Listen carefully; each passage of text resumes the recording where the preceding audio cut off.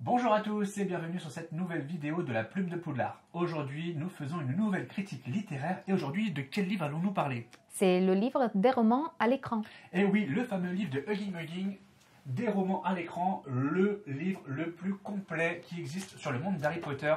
532 pages de pur bonheur. Et une fois n'est pas coutume, ce bouquin, je vous le dis, si j'avais que 100 € à dépenser dans une collection Harry Potter, je les dépenserais dans cet ouvrage parce qu'il nous apprend énormément de choses. On a un tas de photos inédites, un tas d'anecdotes qui ne sont pas forcément communiquées sur les réseaux sociaux ou directement dans les magazines ou quoi. Et ben c'est un bouquin que nous on aime beaucoup à la Plume de Poudlard. Absolument oui. Avant même de parcourir cet ouvrage, il faut savoir que ce livre a eu une grosse spéculation au niveau du prix. Il est sorti pour la première fois en 2011, limité à 4000 exemplaires. 4000. Il a été réédité une deuxième fois En 2013. En 2013 à 2000 exemplaires, puis une troisième fois en 2016. C'est ça. Et du coup, lorsque ce bouquin était en rupture de stock sur chaque série qui a été réimprimée, il a explosé au niveau de son prix. Il était très difficile de trouver à un prix abordable d'occasion. Et très bonne nouvelle pour tous ceux qui veulent acquérir ce bouquin. Aujourd'hui, Hugging Mugging ont annoncé avoir retrouvé un petit lot de livres qui traînaient dans leurs entrepôts. Et du coup, il est disponible nulle part sauf sur le site de Hugging Mugging au prix de 79 € et non les 300 ou 400 que l'on pourrait retrouver sur les sites comme Rakuten ou Amazon. Pour l'occasion, nous avons placé une caméra juste ici pour vous filmer l'ouvrage comme vous pouvez voir ici avec cette magnifique couverture qui est en relief où on voit derrière Poudlard dans une petite étoile incrustée et tout ça c'est en dorure, donc des romans à l'écran je le rappelle, et on va pouvoir le parcourir ensemble. Et déjà, ce qui est intéressant dans cet ouvrage, c'est la qualité des photos. Comme on a pu retrouver dans tous les ouvrages de Hugging Mugging, la qualité des photos est quand même incroyable. Remarquable. Alors, on a été un peu critique sur le dernier ouvrage que l'on a parcouru et dont on a fait la critique sur Hugging Mugging, qui était le traité des baguettes magiques en édition Prestige. Et du coup, nous, on vous prouve bien qu'on n'a rien contre Hugging Mugging, puisque la preuve, pour nous, c'est l'ouvrage qui fait référence dans le monde d'Harry Potter. Et vous allez voir que le contenu est quand même d'une très très grande qualité. Nous arrivons sur la page de garde de ce fameux livre et tout de suite, on voit le nom de l'auteur qui a écrit ce bouquin, Bob McCabe, et on arrive sur le sommaire. Alors, il y a une chose qu'il faut savoir sur cet ouvrage, c'est que chaque page a un vernis sélectif avec des symboles que l'on voit dessus, par exemple sur le sommaire. Alors, je ne sais pas si ça va être très visible à la caméra, on va essayer de jouer avec le reflet, voilà, comme cela. Et il y a des symboles sur chaque page, que ce soit des balais, des runes, ou là, un espèce de... Un symbole de protection, des cercles de protection. Difficile à dire à quoi ça correspond, en tout cas, voilà, c'est un dessin typique des sorciers. Et là, on est sur une superbe photo géante de tout le cast d'Harry Potter, de Dumbledore à Bellatrix Lestrange. Et vous voyez, c'est tellement grand, puisque c'est un dépliant que ça rentre même pas dans le champ de la caméra. Hop, voilà. Et ce qui est intéressant, c'est, en parlant de la qualité des photos, c'est que le fond, il est argenté. Et ça, c'est une technique d'impression qui est vraiment particulière et qui donne un énorme rendu sur les photos. Et il y en a pas mal des photos comme ça sur cet ouvrage, avec des effets graphiques de toute beauté. Alors, comment se découpe ce bouquin? Alors évidemment, l'objectif n'est pas d'aller parcourir les 532 pages. Vous imaginez bien que si on fait ça, ça va être une vidéo qui va durer au moins 18 heures. Mais on va aller sur quelques éléments qui nous ont retenu notre attention. Et donc il faut savoir que ce livre est découpé en 3 parties. La première partie, c'est les coulisses de la saga avec des petites anecdotes. Il va y avoir également chaque partie du film qui sera abordée avec des photos du making-of, des informations sur le tournage, sur les effets spéciaux. Ensuite, nous arrivons sur l'art de la saga avec une page pour chaque personnage. Et personne n'est oublié dans cet ouvrage, que ce soit les personnages principaux comme Harry Potter, Dumbledore, Ron ou Hermione, mais même jusqu'aux plus insignifiants des personnages comme les rafleurs par exemple, puisqu'ils ont un petit texte qui leur est consacré. Ensuite, dans cette deuxième partie, nous verrons également des photos des extérieurs, quelques créatures fantastiques. Peut-être que cela nous met une introduction sur les animaux fantastiques qui sera plus tard publié, puisque là, ce livre ne concerne que Harry Potter. Et on a une partie qui est réservée également aux accessoires du film, qui ont été réalisés par les équipes d'accessoiristes et nous verrons qu'il y a beaucoup d'objets qu'on n'a pas forcément vus à l'écran et qui sont mis en lumière sur cet ouvrage. Et la dernière partie, eh ben, c'est pour parler du clap d'or et des remerciements de tous ceux qui composent cet ouvrage. Pour vous montrer à quel point ce livre est riche en contenu, dès le début nous avons un avant-propos dans la première partie qui explique une anecdote plutôt intéressante avec David Heyman, qui était le producteur des 2 premiers Harry Potter, Harry Potter à l'école des sorciers et Harry Potter et la chambre des secrets. Et on y découvre comment il a fait connaissance avec J.K. Rowling et son roman Harry Potter. En fait, il faut savoir que David Heyman, à cette époque-là, à l'époque du premier roman, venait tout juste d'ouvrir une petite boîte de production avec des associés. Et leur objectif, c'était de trouver un roman à adapter au cinéma. Et donc, pour cela, ils ont contacté pas mal d'éditeurs en disant, voilà, est-ce que vous avez des romans à nous envoyer ? Et tous les vendredis soirs, ils se réunissaient en disant, bon, ben voilà tous les bouquins qu'il y a, et du coup, on se les dispatche. Alors, il faut savoir qu'un jour, ils ont reçu un petit livre sur Harry Potter, et ils l'ont mis sur une pile, sur une étagère, avec marqué « faible priorité ». Et du coup, le vendredi, ils sont dispatchés les livres, et l'une de leurs collaboratrices, qui s'appelle Nisha Party, qui n'a pas trop d'importance dans la société, se voit souvent confier justement ces ouvrages qui ont une faible priorité. Et elle se retrouve avec ce petit livre de Harry Potter. Elle rentre chez elle le vendredi, elle commence à le lire. Et le lundi matin, à la réunion d'équipe, lorsque David Heyman demande à ses membres de l'équipe « Alors, qu'est-ce que vous avez lu, qu'est-ce que vous en avez pensé ?» Elle lève timidement la main en disant « Ben moi, j'ai lu un livre sur un sorcier et une pierre philosophale et j'ai trouvé le livre intéressant. » David Heyman n'y croit pas du tout. Il dit « Ouais, un sorcier avec une pierre philosophale, déjà le titre n'est pas du tout accrocheur. Bon, donne-le-moi et puis on verra. » Donc, il rentre chez lui le week-end d'après. Il commence à lire le bouquin en se disant qu'il va lire 2-3 pages et il va s'endormir. Mais les pages défilent, les chapitres défilent. Et du coup, à 3h du matin, il finit par lire le bouquin en entier. Et le lendemain, il dit « Go, on y va, ce bouquin, c'est ça qu'il nous faut ». Voilà le genre d'anecdote qui est super intéressante. Et voilà, ce bouquin nous donne tout plein d'informations comme ça. C'est pour ça aussi qu'ici, à la Plume de Poulard, on aime ce bouquin. Et qu'on vous conseille énormément. Si vous voulez commencer une connexion Harry Potter et que vous ne savez pas par quoi commencer, c'est par ce livre qu'il faut aller. Lorsque l'on parcourt cet ouvrage, on y découvre également des photos inédites, comme par exemple ici, les photos du casting des acteurs principaux, comme par exemple Hermione Granger ou ici Ron Weasley. D'autres éléments qui sont présents dans ce livre et qui sont un peu atypiques, comme par exemple ce petit croquis réalisé au stylo, et on peut se demander mais qu'est-ce que c'est ? Et en fait, ce croquis a une importance capitale dans la saga Harry Potter. Il a été réalisé par la mère d'Harry Potter, donc J.K. Rowling, qui du coup a voulu répondre à la question de Chris Columbus, qui lui a posé la question tout simplement, mais comment est le terrain de Poudlard, où est le terrain de Quidditch, comment on fait pour arriver à Poudlard en bateau? Et du coup, J.K. Rowling, au lieu de lui répondre, tout simplement, lui dit « Je vais te faire un croquis, c'est plus simple ».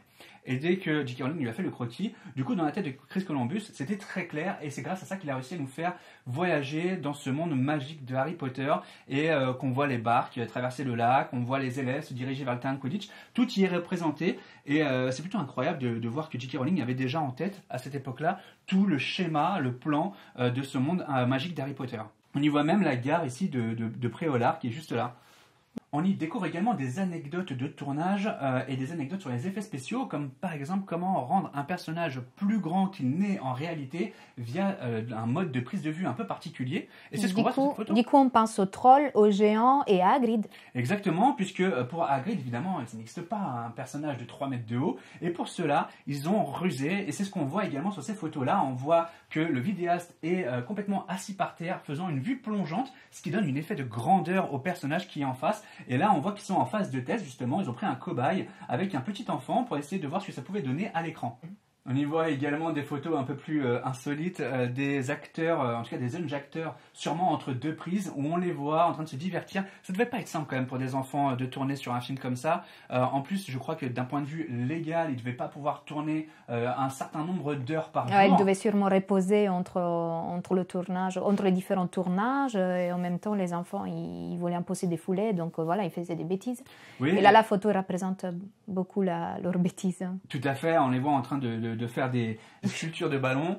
Et du coup, on apprend également que ces acteurs passaient leur temps à voler les bonbons qu'il y avait sur le tournage. Et du coup, à chaque fois, ils réservaient une partie des bonbons pour les jeunes acteurs. On y découvre également le décor qu'il y a autour de Poudlard, comme par exemple ici, lorsqu'ils ont fait leur premier cours de Quidditch avec l'acteur qui joue Rubeus Hagrid. Et évidemment, ce décor n'est pas fait en synthèse, c'est un vrai décor que l'on retrouve en Écosse.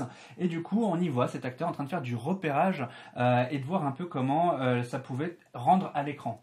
On y retrouve également comment ils ont réalisé les incrustations donc avec des effets spéciaux. Alors, généralement, on filme sur des fonds verts, comme c'est un peu le cas à la plume de Poudlard. Notre comme chez nous. On n'a pas derrière nous les studios donc, qui se retrouvent à Los Angeles. Quoique on aurait beaucoup aimé y être. Et oui, malheureusement, non. C'est juste un fond incrusté donc sur fond vert. Et là, on y voit que eux, ils le font sur fond bleu. Alors, vous pourriez nous dire, ils le Pourquoi ? Voilà, pourquoi ils le font sur fond bleu et pas sur fond vert?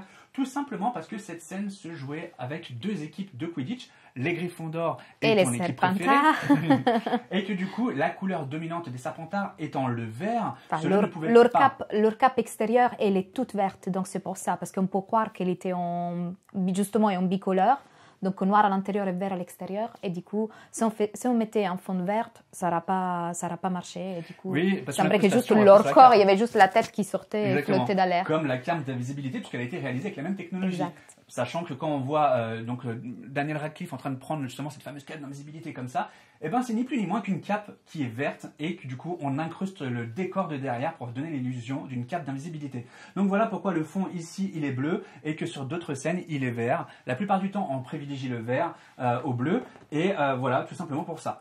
On y voit également, ça c'est vraiment intéressant, les premiers jets, les premières réflexions concernant l'adaptation du Quidditch en version cinématographique, comment représenter ce sport, et c'est là où les équipes de design et Chris Columbus et puis toute l'équipe de production en général créé différentes versions au niveau de différents modèles. Et du coup, parce que J.K. Rowling dans ses romans, elle ne décrit pas forcément la taille des balles, elle explique qu'il y a plusieurs balles, qu'il y a plusieurs types de joueurs dans l'équipe, mais elle donne pas beaucoup de détails. Et du coup, c'était là le problème, c'était mais comment est-ce qu'elle voit les ballons dans sa tête et les balles, comment les représenter. Et du coup, on y voit un peu tous les jets, toutes les inspirations. Toutes les versions, au final, certains s'étaient retenus, comme celle-là. Voilà, le soif ici. Le soif. Et on y voit qu'ils sont même partis sur une direction à la pelote basque. Ils sont partis loin. Oui, oui, comme quoi on pouvait essayer d'attraper la balle voilà, avec un espèce de panier pour le rejeter. Mais c'était pas retenu. Non, ça n'a pas été retenu. Ils ont préféré à la main, c'est plus naturel, je trouve. Oui, oui. Bon, après, pourquoi pas, ça aurait pu être aussi intéressant. On y voit les protections qu'ils avaient imaginées qui n'ont pas du tout été retenues non plus, puisque c'est pas cela qu'on voit également à la fin.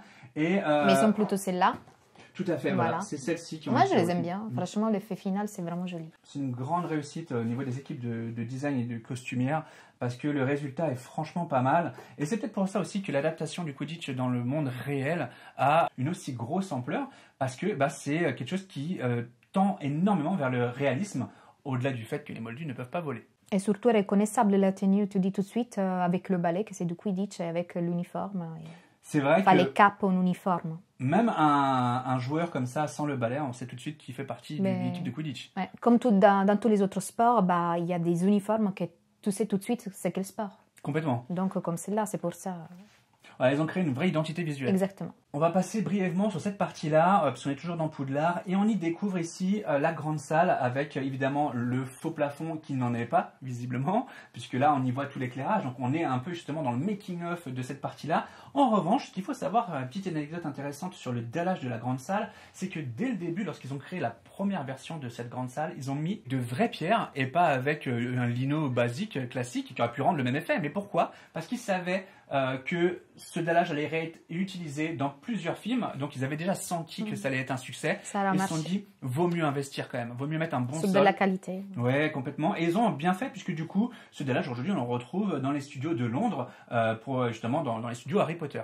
Donc là, on arrive sur la partie qui est consacrée à chaque film. Et là, évidemment, on commence par la pierre philosophale. Alors, le film en français a été adapté avec un nom différent. C'est Harry Potter à l'école des sorciers. Il faut savoir que la version anglaise, c'est Harry Potter et la pierre philosophale. C'était le nom original de cet ouvrage, qui a été conservé d'ailleurs encore aujourd'hui. Et qu'en France, on a changé le nom du film. C'était peut-être plus vendeur. Je crois que c'est Gallimard qui a décidé de changer le nom. Et du coup, on y découvre des éléments du film, comme la réalisation graphique de Touffu, le chien à trois têtes, les fameuses plantes qui te resserrent lorsque tu bouges, etc. etc. C'est vraiment un bouquin qui est très très complet. On y voit les clés volantes, les pièces d'échecs. Alors, ces fameuses pièces d'échecs, alors là, je vais vous donner une petite information qui est assez intéressante. Est-ce que tu savais que Noble Collection avait réalisé des pièces de jeux d'échecs en grande taille qui peuvent servir de serre-livres. Non. Elles sont magnifiques. Oui, il y en a deux, une noire et une blanche. Trop beau. Et franchement, c'est des articles qui sont de toute beauté et qui donnent un effet vraiment incroyable lorsqu'on a une pile de livres avec ces deux statuettes sur les côtés. Elles doivent faire une trentaine de centimètres. Hein. Donc voilà, c'est un petit clin d'œil au film et franchement, plutôt bien réussi. C'est vrai que ces pièces de jeu d'échecs, en toute sont d'une beauté. Eh oui, les équipes, elles ont fait un boulot de dingue. Sont d'une beauté, c'est vraiment magnifique. On y découvre un petit peu de tout et également la partie des créatures qui a été réalisée pour le film. Et là, franchement, cette photo mérite le coup d'œil. Je vais essayer de zoomer un petit peu dessus avec la caméra. Parce que regardez-moi ça. Flippant. On parle bien des araignées, donc les enfants d'Aragog. Et regardez la taille des araignées créatures qui ont été créées par rapport aux hommes qui sont à côté. C'est incroyable la taille et le nombre d'araignées qu'ils ont réalisées. Et en plus, on y voit des photos juste en dessous qui expliquent que chaque araignée est un animatronique. C'est les animatronics. Ouais. Donc c'est vraiment un boulot monstrueux qui a été réalisé pour cette saga. Et on comprend pourquoi un film, ça prend énormément de temps comme ça et qu'il y a énormément de travail en pré-production. Surtout pour des films fantastiques. Parce qu'ils ne sont pas les films dramatiques. Oui, ou les comédies, évidemment, il n'y a pas besoin de travail de pré-production. Il n'y a pas tous ces budgets d'effets spéciaux et d'animatronics. Oui, complètement. Et du coup, c'est peut-être aussi pour ça que le film des Animaux Fantastiques 3 est retardé. Vous comprenez un peu mieux l'enjeu du film et le boulot que ça représente en pré-production. Parce qu'on ne peut pas arriver avec nos caméras et demander le jour même « Ah bah vas-y, crée-nous une araignée géante, etc. » Ça demande énormément de travail en préalable. Félicitations à l'équipe des effets spéciaux parce que c'est un travail monstrueux. Oui, c'est le mot monstrueux, surtout lorsque l'on parle des monstres. Et le rendu, c'est monstrueux aussi. Le basilic. Le basilic n'a pas été réalisé qu'en 3D. Il y a également une maquette grandeur nature qui a été faite. Et vous pouvez voir ici la tête du mec qui est en train de peindre l'intérieur du basilic. La taille de ce basilic est impressionnante. Et c'est là qu'on voit que le boulot est vraiment remarquable. Peut-être comme nous, vous êtes posé la question, mais comment ont-ils fait pour réaliser des statues des acteurs dans certaines scènes, comme par exemple lorsque Hermione Granger dans la chambre des secrets est pétrifiée par le basilic, et qu'on la voit sur le lit de Madame Peaufraîche comme ça, et qu'elle bouge pas, et également dans la coupe de feu où on voit Ron Weasley et encore Hermione Granger qui est sous l'eau, retenue prisonnière par les sirènes. Tout à fait. On se dit mais comment ils ont fait? Et là ce qu'on voit c'est qu'ils ont été jusqu'à mouler le corps des acteurs, jusqu'à même faire les prothèses dentaires et tout. C'est un boulot monstrueux.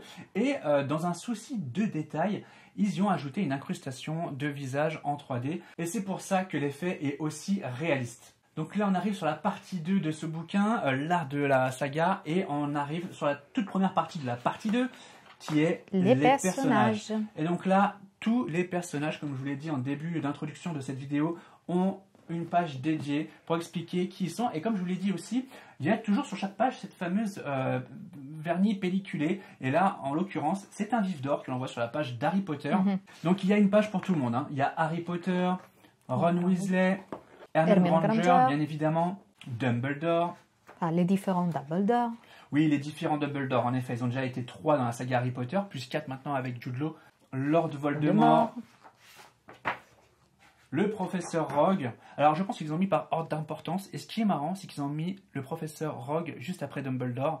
Donc comme quoi, c'est le 5e personnage le plus important de la saga. Tu crois que c'est en ordre d'importance? Oui, c'est par ordre d'importance, j'en suis sûr. Alors peut-être que c'est par ordre du nombre de minutes présents à l'écran. C'est peut-être ça aussi. Oui, je préfère, ouais. Mais en même temps, Hagrid il est quand même vachement présent par rapport au professeur Rogue à l'écran. Quoique. Donc on est évidemment sur la page de Rubeus Hagrid et on y voit, on s'arrête vite fait là-dessus, que le design qui avait été imaginé de Rubeus Hagrid est complètement différent de ce qu'on a à l'écran. Rita Skeeters, Xenophilus Lovegood, Luna Lovegood. Tu me dis pourquoi il l'a mis après son père? C'est vrai que là, l'ordre est un petit peu particulier. Je comprends plus rien non plus. On est d'accord. Et là, ce qui est marrant, c'est qu'on y voit un peu comment ils avaient imaginé le chapeau de Luna Lovegood à la base, le fameux chapeau qu'elle porte lors de la coupe de Quidditch pour soutenir l'équipe de Gryffondor, la fameuse tête de lion. Et petite anecdote, c'est elle qui a créé son chapeau. Exactement, c'est elle qui a créé son chapeau. Elle arrive un matin sur le pas de tournage avec son chapeau et la production a dit banco, on y va. Handmade. Et elle a récidivé une deuxième fois. Oui. Lorsque l'on va dans la maison des Lovegood, donc là où du coup Harry, Ron et Hermione parlent à Xenophilus Lovegood sur les reliques de la mort, on y voit cette maison très chargée, très décorée, très colorée. Très bizarre.